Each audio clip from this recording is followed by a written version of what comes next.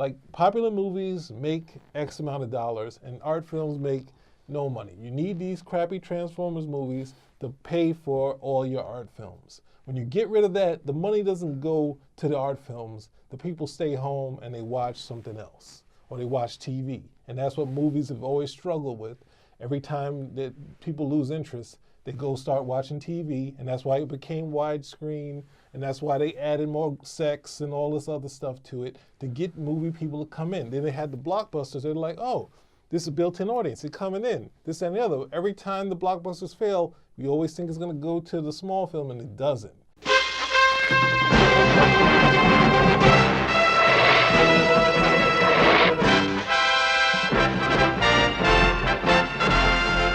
Gathered together from the cosmic reaches of the universe, here in this great hall of justice, are the most powerful forces of good ever assembled.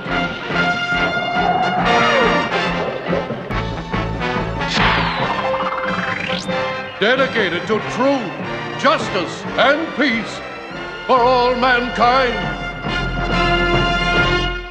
Welcome, everybody. Spinner Rack is in the house. I'm here with my boy, Petey. You're shocked that I remember your name? I can't believe it. It's unbelievable. So, what are we doing today? We gotta say, Cal couldn't make it. Oh yeah, I'm sorry. The paddy wagon picked him up again. What can I say? It happens once in a while. You know what I'm trying to say? Well, today we're going to talk about some very shocking news that we've heard. I wanted to do a bit. We just talked about what would be the next properties, and we're finding out what the next properties are. Look at our boy over here. Spike himself. Yes. And what do we have next to him? A superhero. Nightwatch. No, it's Nightwatch. Right? It's not Spawn. It's Nightwatch. It looks like Spawn, doesn't it? Well, it's Marvel's take on Spawn, Nightwatch. He's in the Spider-Verse, right? No. Yes, he is. He's in the Spider-Verse? Yeah, Spider-Verse. Sony's going to be the one owns that particular property. Yeah. They own Nightwatch? They got Nightwatch on the movies, baby. That's what I'm trying to say. So this is going to be part of the Spider-Verse. And Sony's coming out. They're talking to our man Spike Lee, from Chirac fame. Do the Right Thing. Why did you start with Chirac? Why not? It's one of his latest movies. Inside Man. And, of course, one of his best Inside Man, Malcolm Do the Right X. Thing. Oh, you only can do the ones that work, because there's a lot of ones in between that don't work. And Do the Right Thing. You always got to say Do the Right Thing. Look, all right, so here it is, the setup. The guy, do you remember the whole setup for Nightwatch?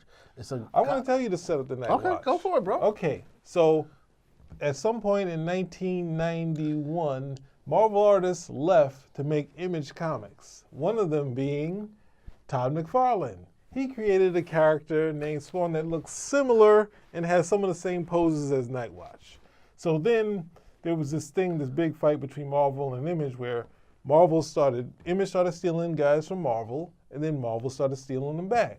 So Marvel, seeing that the Image guys were doing comic books like the X-Men and the Avengers or the Teen Titans, Marvel decided, let's do our version of an Image character, but Image was a clone of Marvel, so it was like twice removed badness. And this is what I was worried about, of them picking up bad properties that neither of us know anything about. Well, there's a ton of they could have done I was complaining about the Falcon. Spike could have done the Falcon, and I would be more happy than this character. Well, look, let's see. Why do a lot of directors like to pick obscure characters, right? And the reason is that there's more opportunities to do more with the background, more to develop the characters. If you don't, I know. But the problem is that I can understand why they would go with one particular character. We've said this many times on the show. Why don't you pick a character that there's not a lot written about and you can expand upon them? And I think this is why they're looking towards Nightwatch. Also, they're trying to get the diverse characters, because Sony's coming out. You have the Homecoming movie, which came out, which is a hit. They're doing a Venom that's coming out in October with Tom Hardy. It looks interesting. We can't tell anything that doesn't. Right now, we haven't seen the costume, and we haven't seen anything. If Tom Hardy, he does some good stuff. Okay? Yeah, so we know he's there. Mad Max. We have a lot of setup. We don't have anything to say. They also have. I've been talking about this for a while. Some people consider it not a B character. Black Cat in the Spider-Man movie. She's not going to be in Spider-Man, but she's going to be in her own show with Silver. But they're almost the same character, because they both have silver hair. So what? You can have people with the same hair and look different, you know what I'm trying to say? And have different personalities. I'm okay with them doing it. I'm just saying those characters are similar. One is a cat character, and one is a mercenary. but they both fight, basically do hand-to-hand combat. Right, but one is more seductive and the other one is more They're both. hardcore. You have both with skin-tight outfits. Yeah, but I think Black Cat tends to be. Look, I'm not even going to go in there with you because we're going to start fighting because Black Cat was one of my favorite Black characters. Cat had a relationship with Spider-Man, and Silver Sable didn't have a relationship, but we're wondering why they're always together. Shouldn't they just have a relationship? No, he was married at that point. Exactly. So look. But no, I want to go back to that point, which is kind of why I needed a stiff drink, because one of the things that Mario is right about is, like, there's an old thing in comic books where you take a property, like, say, that's bad, that nobody wants to do, that Stan said to Neil Adams that I'm canceling this comic book 2 issues later. So after you do that, we'll put you on the Avengers or something bigger, the X-Men. And Neil Adams was like, if I do the X-Men, you're not going to bother, they're not going to bother me. And he did maybe 9 issues of the X-Men, which has been the template which led to the successful X-Men, except for the Phoenix Saga. But all of the stuff that Neil Adams did has been used again, used in the cartoon, and the X-Men are a big, huge success. And Byrne and Claremont were very much fans of Neil Adams. So you are right. Taking an obscure property and making something out of it, even to the same extent, which is what happened with Blade. Yes. Blade was, not to say he was a bad character, but he was part of the Midnight Suns. There's not much to him as far as the look, and they were able to recreate the character into something that became, a blockbuster. And when the only problem happened is when they veered off and they tried to, I think David Goyer tried to make his own spin-off within the Blade series. So you had Dracula, you had the Midnight Suns, you had Blade, and it thinned out the soup when it's like you have to keep the lead and the audience connected to the lead, or else, it falls apart. So I can agree, it does make sense. I just don't like this choice, and it's a lot of work to get, Nightwatch into something that's not just a stock, because Spawn isn't that strong of a superhero. Even like a character like Spawn. With Spawn, Michael Jai White I'm having a hard time feeling sorry for this guy because he was a mercenary who gets killed and comes back for the love of his wife, but he was a mercenary. So right. He was taking, big budget, big money to kill people. So it's the same thing. You're taking that template, and then you have another character that's sort of, I'm not sure what Nightwatch is, but much apologies, but it just sort of the effect of seeing a copy of Spawn, but which is he is really a copy of.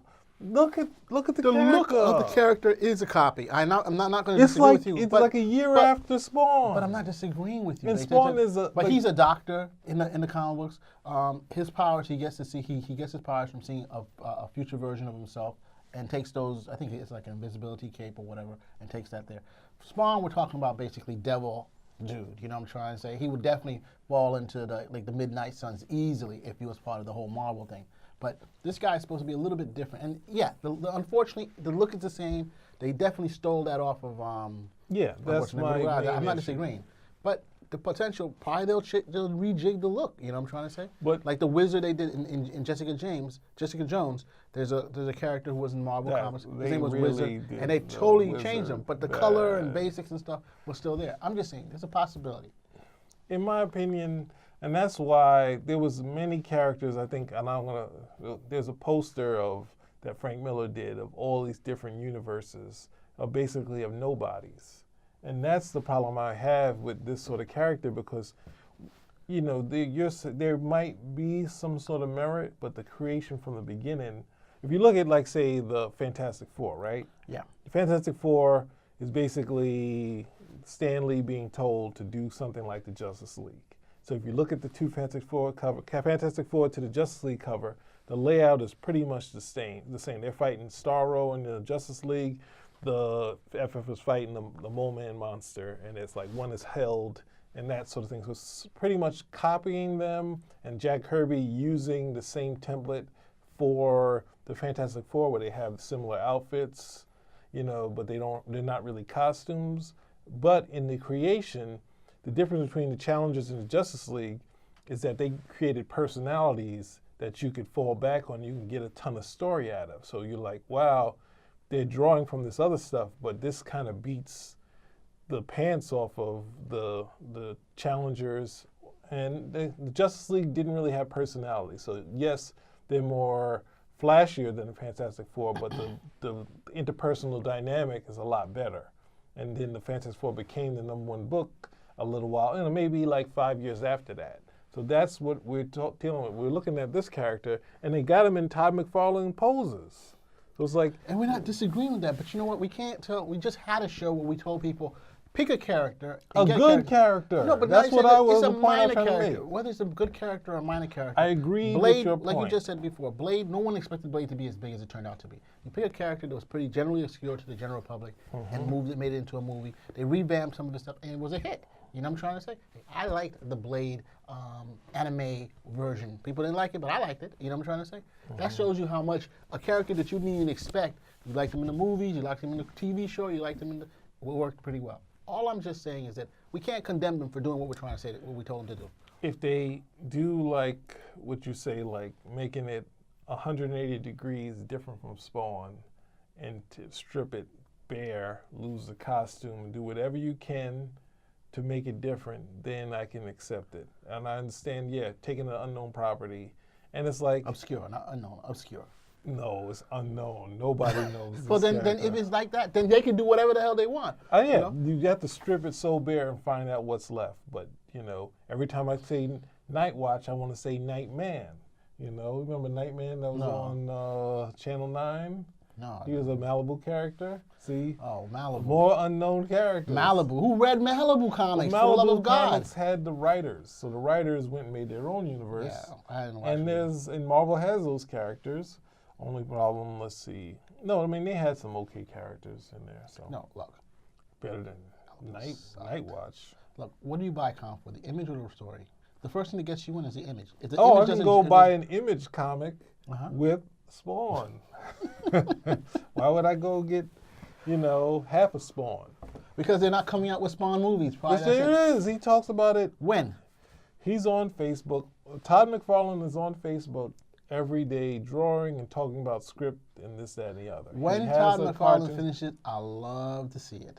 They've been talking about this, 20 years now? You are correct, sir. It's been a long, doggone time. After the first one was a hit, we're like, hey, what's going on?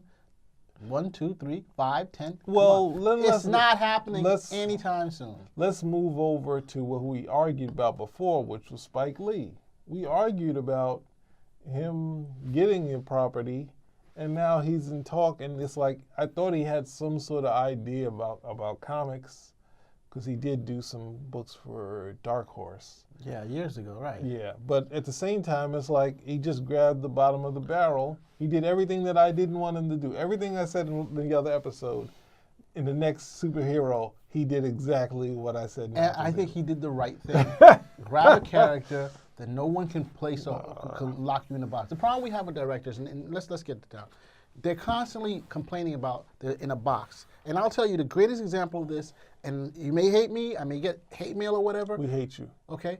But The Last Jedi sucked! Sucked! What did my boy Safari say? Suck a lemon! It sucked. Why? Because the director, there was a format that was set up, a rule. Okay, got that, Petey. That really hurt. There was a rule book of what a Star Wars fan is expecting in a movie. J.J. Abrams set something up, and then you watch this movie, and everything is thrown out with the kitchen sink.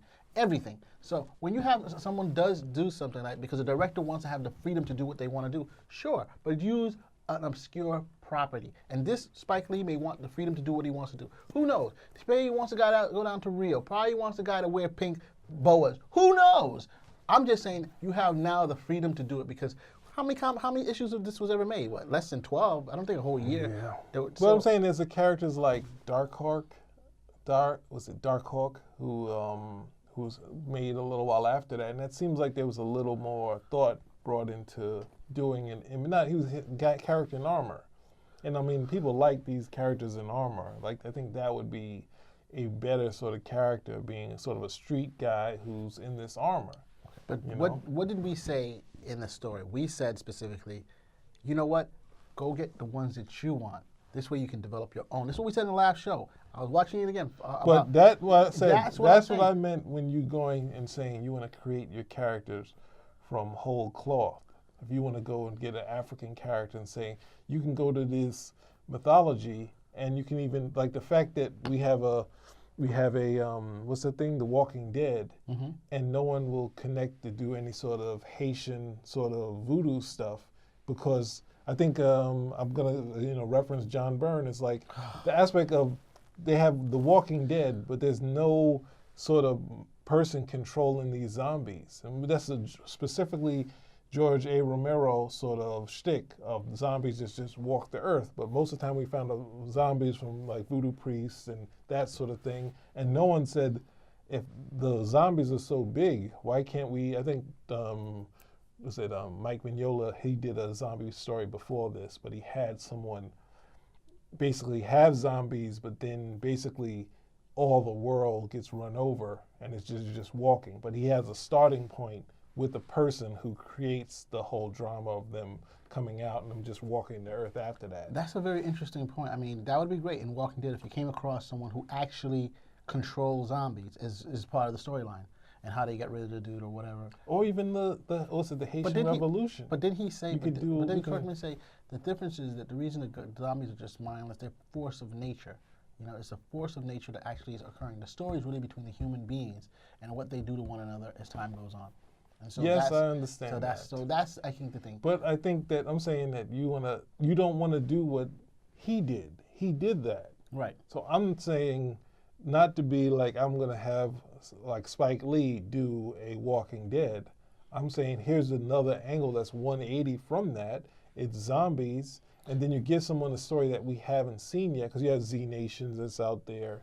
You have something where you have someone which is I presented a starting point and saying this is how it actually started. You have a voodoo priest, and you don't have to turn it into George A. Romero. You can still deal with this person, or you can deal like I think in Mike Mignola's story they had these guys that were fighting against him, and they were like they're like an eclectic group.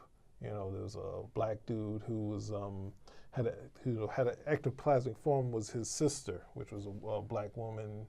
It was a Indian person. They had all these different dynamics. It was a group of humans, but they were fighting against. So I'm saying you can go out there. I want Spike to just, cobble together his own thing, or grab someone that's interesting like Martha Washington. But this is. Yeah, why do you keep plugging Martha Washington? I'm going to keep doing it. Let me tell you. I'm going to keep doing it. That is not happening anytime within this There's so century. many successful Frank Miller movies. Look, all I'm saying here is that I get what you're saying. I'm 100 with you. I understand what you're saying. But not this is the whole. 100 with me. Yeah. You're not. But we're not 100 right now. Yeah, we're not 100. We should be 1,000. I like that number. But here, the reason is that, and I'm going to say it again. I think the reason why this property was chosen is the freedom for him to do what he wants. And I think that's what we're going to end up seeing, a different vision from Saul. Okay. So yeah, I can accept that. I won! That's it! Done! Done! I won! No. But the problem is, and this is what behind the scenes that I've talked about, is that if this fails, I'm saying it's going to be on Netflix possibly, but if this was a movie and it bombs, right? People are waiting for the superhero, they call it superhero fatigue, for this thing to finally fail. And it's only really failed when you have bad movies. When you did Superman 3, Superman 3 has its good points. That made like, $800 million. I just want to make a point. Yeah, that made $800 million? It made a lot of money. Superman 3. Mm-hmm. Oh, wait, no, I'm thinking Man of Steel. Right. Well, I mean, the aspect is like this. They gave, for whatever reason, they gave Christopher Reeve money to do Superman 4, and that's a huge bomb. But they didn't look at it like this is a bad story. They looked at it as, the superhero thing is kind of over. And then when the Batman and Robin happens, they're like, superheroes finally over. And then when they did the Nolan films, when they got to the third one, they were like, well, we're kind of wrapping the bow because we gave you the perfect ones. And then Marvel started doing these movies, and they're like, wait, it's not over. It's still going. It's still going. And until you make a really bad one, like Blade, they said it died on the third one, and it's like only Wesley Snipes' career died. The movies kept going.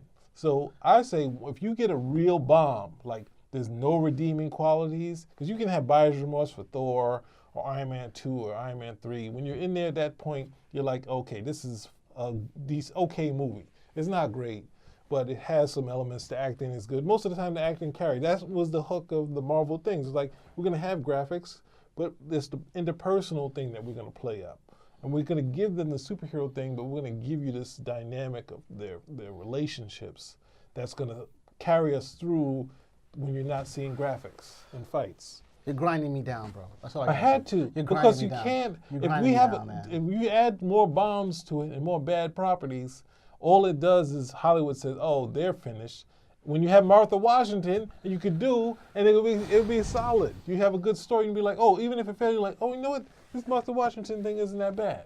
People are waiting, like George Lucas and Spielberg is waiting for the fatigue to really set in, and it's like, then Spielberg is doing Ready Player One, so it's like, get out of here talking about wanting this stuff to die.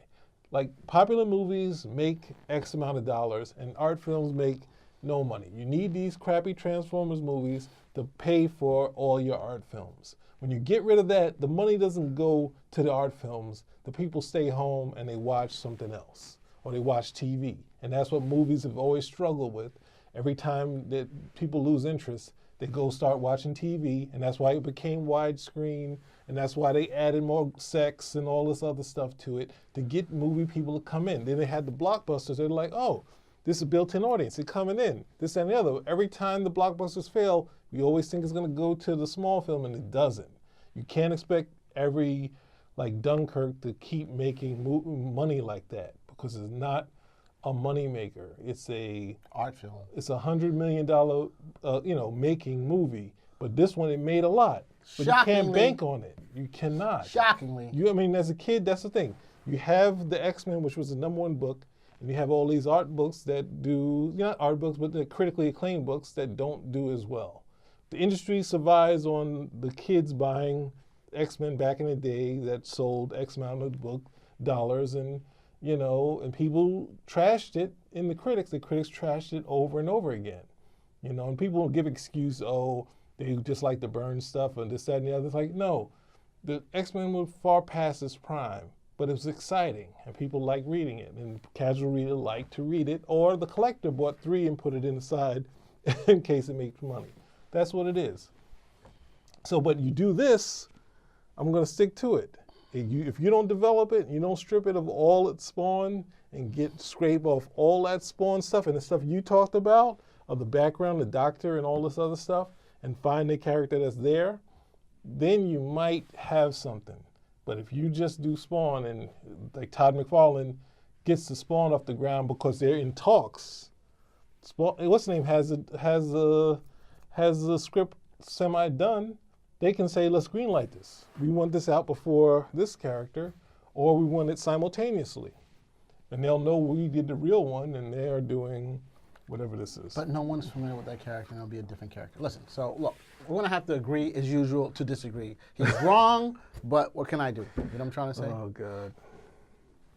Spirak, out. So today, listen, Petey, I'm wearing my Black Panther garb, straight from Africa. Does it look like a Black Panther garb, or it looks like a hospital outfit? Holy crap. That's how you gonna do it. Can you see the embroidery in a hospital garb? You know what I'm trying to say? You can. That's what I'm saying. Can you see the embroidery right there? That's it. I don't know if they can see the embroidery right there. Yeah, of course you can. It's like when you go to the hospital and they say, can you take it out your clothing? And he's supposed to put this, it's reverse right now. The opening is in the front. The other one is in reverse. So just to show you, underneath my African garb, I have my Game of Thrones shirt on, okay? He's not so really, you know what I'm trying to say? He's not really African. He's actually from the Middle Ages or something like that. Spirak, out.